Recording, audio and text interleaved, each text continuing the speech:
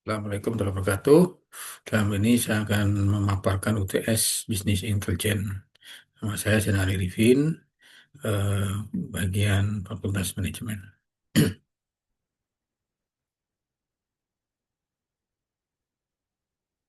Konten dari bisnis saya pertama, satu untuk struktur organisasi bisnis, yang empat dua skema data warehouse, yang ketiga metode OLTP dan OLAP. Struktur organisasi bisnis. Di dalam struktur bisnis terdiri dari bagian operation. Operation itu terbagi menjadi lima bagian pendukung bisnis. Yang pertama adalah produksi, sales, purchase, finance, dan HR. Operasional unit dalam strukturasi bisnis. Yang pertama unit produksi, mengelola proses pembuatan produk, menjaga kualitas, dan memastikan efisiensi produksi. Yang kedua, unit penjualan, fokus pada pemasaran dan penjualan produk serta mengelola hubungan dengan pelanggan. Yang ketiga, unit supplier, mengolah pasokan bahan baku untuk produksi, menjaga kelancaran rantai pasokan. Keempatlah unit inventory, mengolah persediaan barang atau bahan baku, memastikan stok yang cukup untuk produksi dan penjualan. Yang kelima adalah bagian keuangan atau finance, mengelola arus kas dan laporan keuangan, serta membuat keputusan finansial strategis.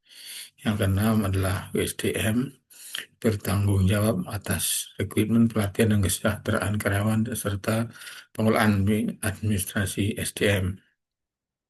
Lalu singkat operasional. Struktur ini bekerja dalam sebuah siklus yang terintegrasi. Satu, perencanaan unitku.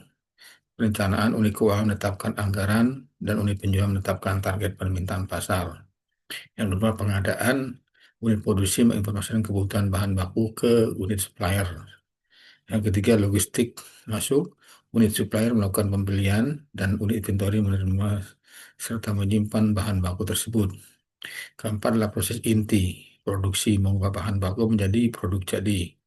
Yang kelima adalah logistik keluar, unit inventory yang menjual barang yang jadi dan mengirimnya berdasarkan pesanan dan unit penjualan.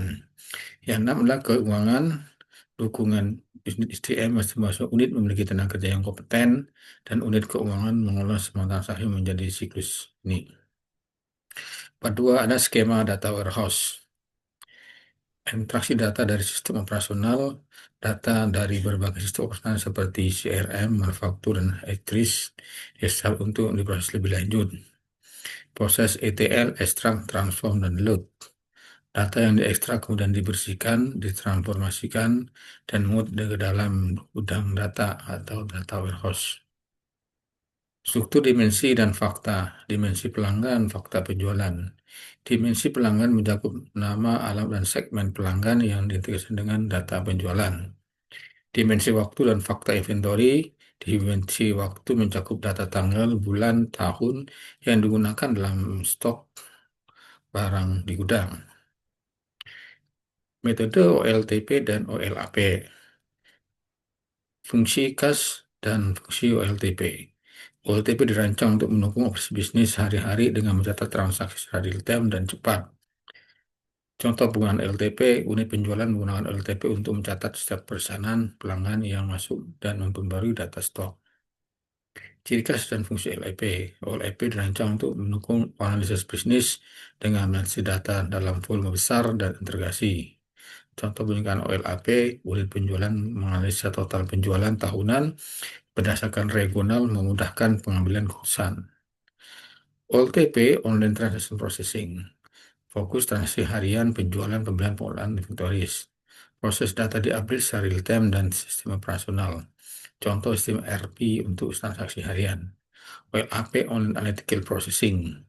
Fokus analisis dan pelaporan data historis.